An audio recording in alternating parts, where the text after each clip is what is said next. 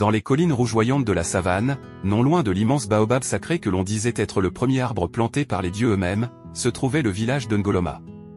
Un village aux maisons rondes coiffées de chaumes dorés, où le vent chantait entre les palmiers et les femmes pilonnaient le mille en rythme, comme une vieille prière transmise de mère en fille.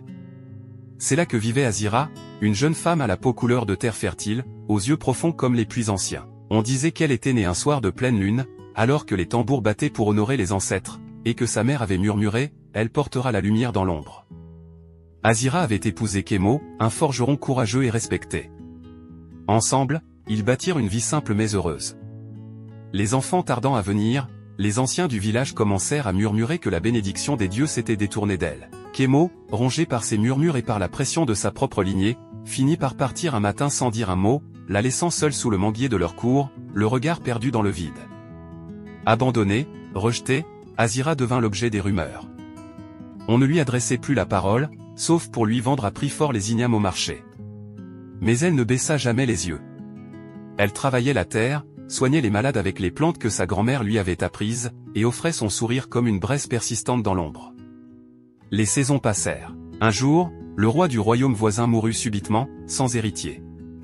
Selon la tradition des anciens, l'oracle devait désigner une nouvelle personne pour porter la couronne non pas en fonction du sang, mais du cœur le plus pur. Les prêtres traversèrent les villages, interrogeant les esprits, les anciens, la terre elle-même. Lorsqu'ils arrivèrent à Ngoloma, les tambours se turent. L'oracle, un vieil homme aux yeux blancs et au bâton de cendre, entra dans le village comme s'il savait déjà.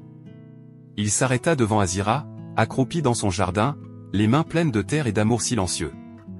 Il dit simplement, « Voici la reine. Celle qui a été brisée mais n'a jamais courbé l'échine. Celle qui donne sans attendre, qui soigne sans juger. Le royaume n'a pas besoin d'un trône de guerre, mais d'un cœur qui bat au rythme du peuple. » Le village resta figé. Azira ne parla pas. Elle regarda le ciel, puis la terre, et dit doucement, « Je n'ai rien à offrir que ma paix. Mais si c'est cela qu'il faut, je la partagerai. » Elle devint reine Azira des ombres claires, souveraine d'un royaume qu'elle reconstruisit avec justice, patience et humilité. Elle invita les orphelins, les rejetés, les femmes abandonnées comme elle, à rejoindre sa cour.